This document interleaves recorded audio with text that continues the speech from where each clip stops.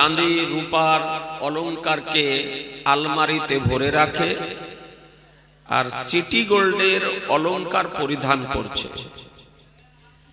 এই মা বোনদের জন্য সিটি গোল্ডের অলংকার পরিধান করা শরীয়তে বৈধ কিনা, এবং কোন মহিলা যদি সিটি গোল্ডের অলংকার পরিধান করে নামাজ পড়ে তবে তার নামাজ বৈধ হবে কিনা। নাম্বার 2, এই যে পেশানিতে টিকলি দেয়, টিকলি দেওয়া বুঝেন? হ্যাঁ, এই টিকলি দেওয়া মহিলাদের জন্য শরীয়তের আলোকে জায়েজ কিনা, মুসলিম মহিলাদের জন্য। আর আজকাল প্রায় মশলা জিজ্ঞাসা করছে প্রায় স্টেজে যে হুজুর নাইটি পরিধান করে নামাজ পড়া বৈধ কিনা। মোবাইল হওয়াতে মানুষের খুব সুবিধা হয়েছে। এই মশলাটিও মা বোনদের জন্য বলবো, আর আপনাদের জন্য দুটি মশলা বলবো। হাতের কবজিতে তেরঙ্গা ধাগা বাঁধা শরীয়তে বৈধ না অবৈধ? কিছু যুবকদের হাতের কবজিতে দেখা যাচ্ছে তেরঙ্গা ধাগা বাঁধা। কোথাকার ধাগা? পাথর চাপা। কোথাকার ধাগা? আজমির শরীফে। এই কোন দরগার তেরঙ্গা ধাগা হাতায় বাঁধা যাবে কিনা? আর দ্বিতীয় হলো যে বিয়েতে শ্বশুর বাড়ির পক্ষ থেকে যদি সোনার অঙ্গরি যদি দেয় তো ওই অঙ্গরটি, ওই আংটিটি কোন পুরুষ পরিধান করতে পাবে কিনা? তাই না? বিয়েতে শ্বশুরের বাড়ি থেকে কেউ না কেউ আঙ্গুলে পরিধান করিয়ে দিয়ে টাটা সুমো থেকে নামায়। তো শ্বশুরের বাড়ির পক্ষ থেকে যদি কেউ দেয় তবে পড়তে পাবে কি পাবে না? এই দুটি মশলা আপনাদের জন্য বলবো। আজিজানে মুহতারাম, আমি কোরআন শরীফ খোদার কালাম, অটুট বিধান, চিরন্তন, পূর্ণাঙ্গ, নির্ভুল, অতুলনীয় মহাগ্রন্থ হতে একটি কোরআন শরীফের পূর্ণ আয়াতের অংশ পাঠ করেছি। এর উপরে একটু আলোকপাত করার আপ্রাণ চেষ্টা করব। কোরআন শরীফ আমাদের ধর্মীয় গ্রন্থ। আমাদের ধর্মীয় গ্রন্থ এর নাম কি? একটু কথা বলতে হবে, একটু জোরে বলেন না। কোরআন শরীফ, কোরআন মাজিদ, এটা হচ্ছে কোরআনের ভাষা। কোরআন মাজিদ, এই কোরআন মাজিদকে কোরআন শরীফ বলাও বৈধ, কালামে পাক বলাও জায়েজ। এই কোরআন মাজিদ আমাদের ধর্মীয় গ্রন্থ, যুগ উপযোগী গ্রন্থ, এবং এই গ্রন্থে সৃষ্টি জগতে যাবতীয় জ্ঞান সমূহ নিহিত আছে। প্রত্যেক বস্তুর জ্ঞান, সৃষ্টির জ্ঞান এই মহাগ্রন্থে আছে। এই মহাগ্রন্থে সূরার সংখ্যা হলো 114টি। কতটি বললাম? জোরে বলেন না। এই জন্য জোরে বলাচ্ছি, যাদের অজানা আছে তাদেরও যেন জানা হয়ে যায়। সূরার সংখ্যা হলো 114টি। কোন সূরাকে বলা হয় মাক্কি, আর কোন সূরাকে বলা হয় মাদানী। এই বিষয়টি অনেকেই বুঝতে পারে না। অনেকে মনে করেন যে সূরাটি মক্কায় অবতীর্ণ হয়েছে এই সূরাটিকে বলা হয় মাক্কি, আর যে সূরাটি মদিনা শরীফ অবতীর্ণ হয়েছে এই সূরাটিকে বলা হয় মাদানী। এই ব্যাখ্যাটি হচ্ছে ভুল। আসল বিষয়টি তা না। আসল বিষয়টি হলো আমার নবী পাক সাহেবে লাউলা যে হিজরত করেছিলেন মক্কা শরীফ থেকে,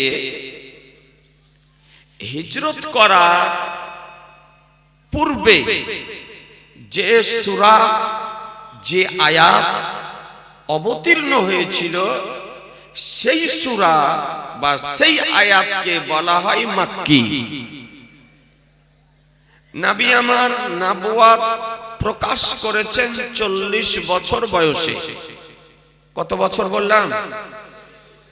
নবী হয়েছেন না নবী প্রকাশ করেছেন?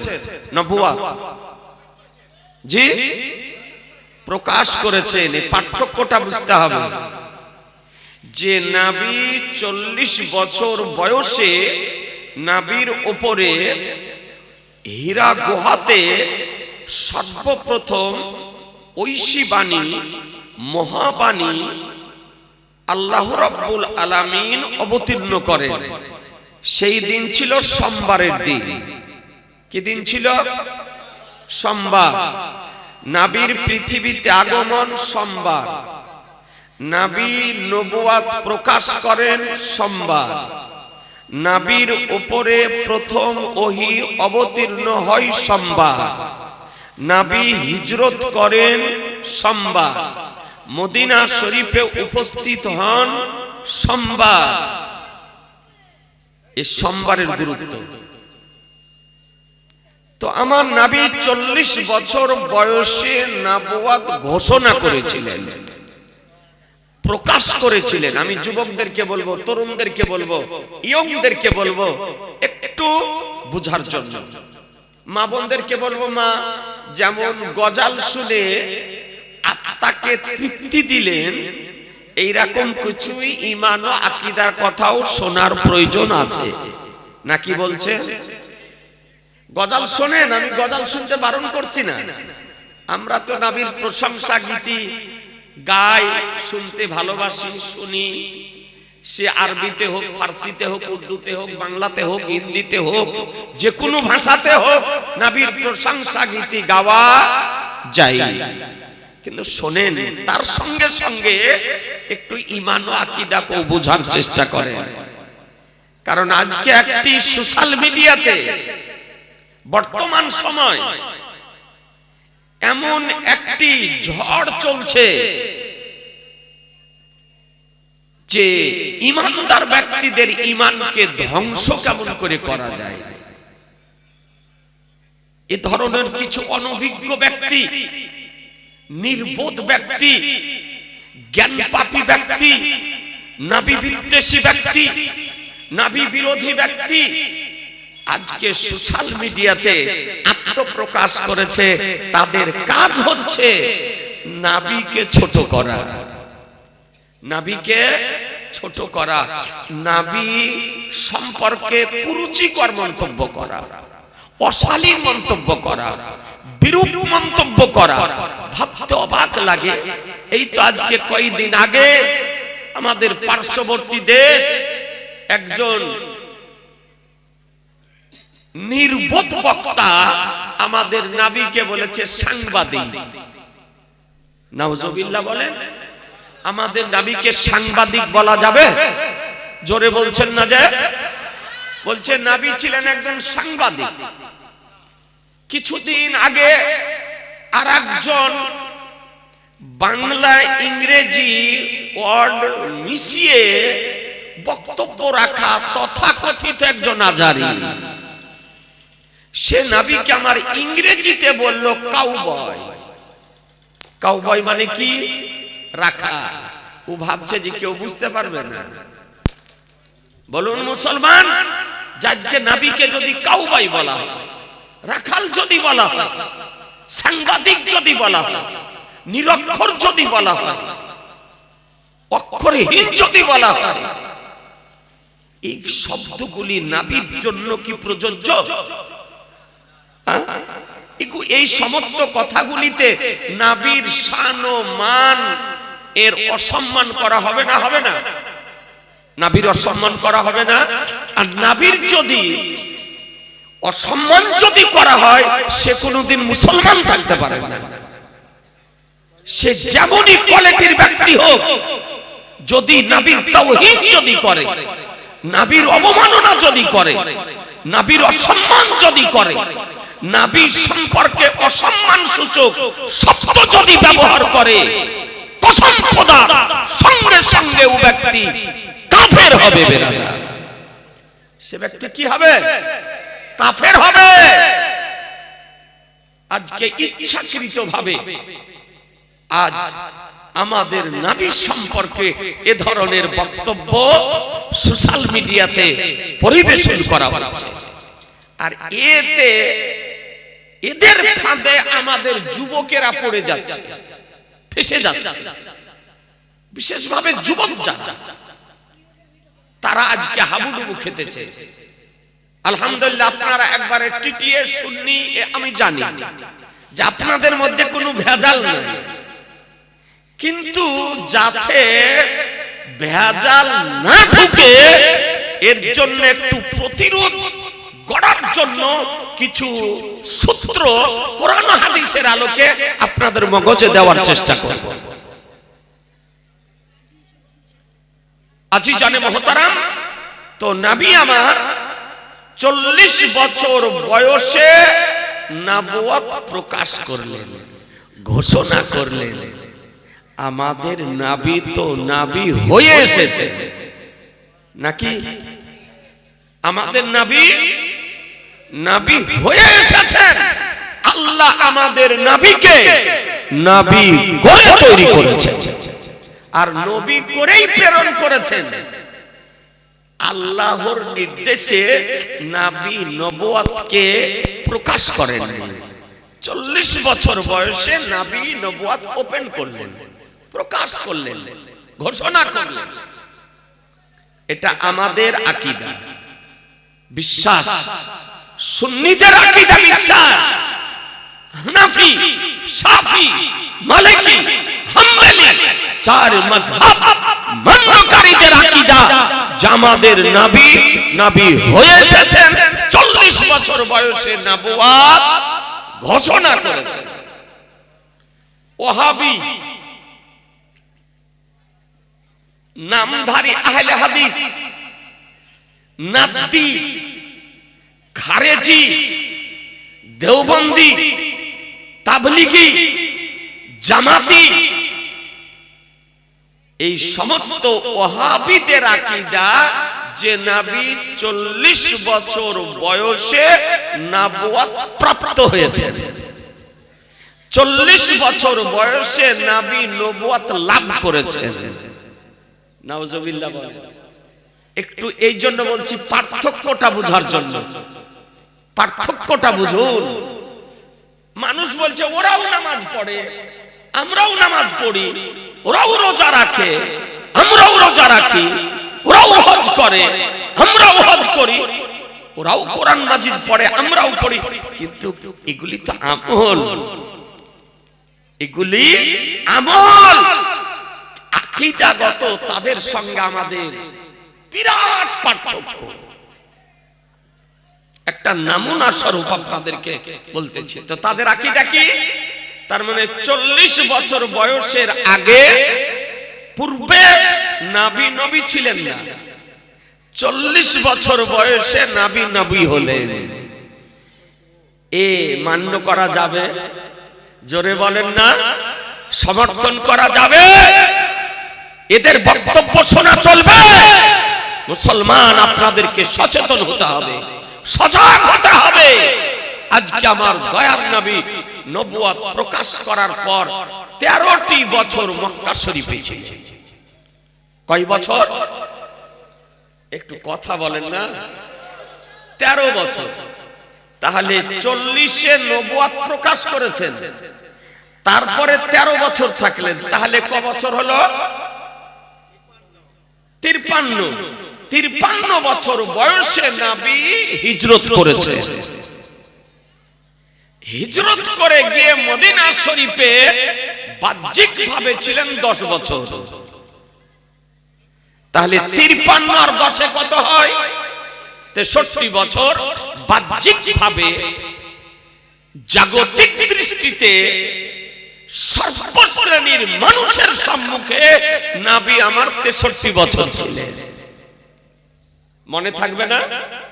থাকবে জি। তো নবুয়ত ঘোষণা করার পর ওহী অবতীর্ণ হয়েছে। তো হিজরত করার পূর্বে যে আয়াত, যে সূরা অবতীর্ণ হয়েছে, এই সূরা ও আয়াতকে মাক্কি বলা হয়। আর হিজরত করার পর যে সূরা, যে আয়াত অবতীর্ণ হয়েছে, সেই সূরা বা আয়াতকে মাদানী বলা হয়। কথা বুঝা গেল?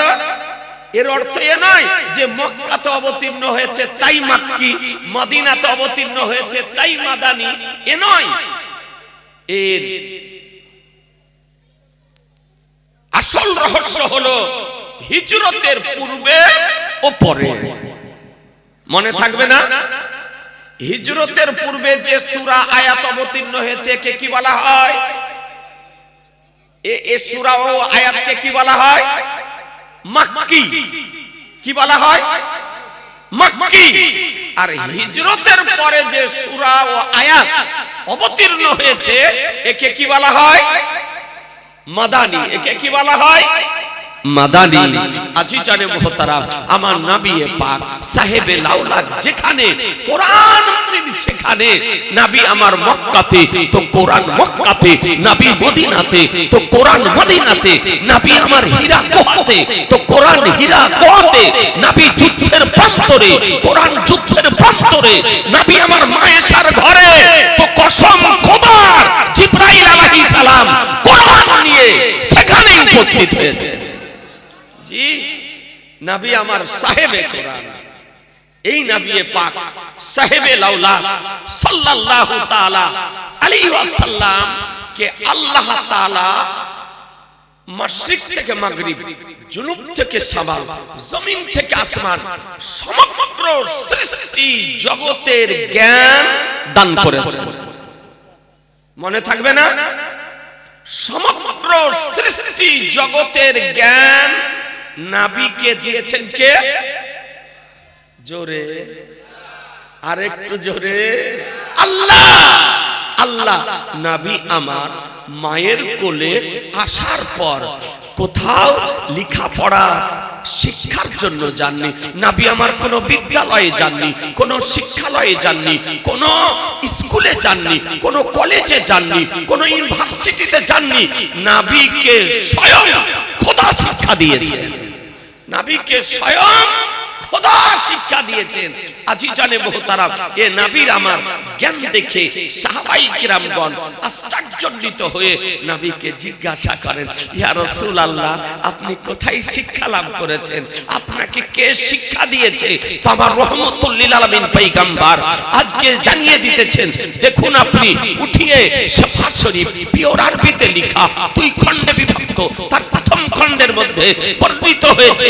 সাহাবীগণ জিজ্ঞাসা করতেছেন, তো নবী আমার বলেন, আল্লামানি রব্বি, আমার রব আমাকে শিক্ষা দিয়েছে। আমার রব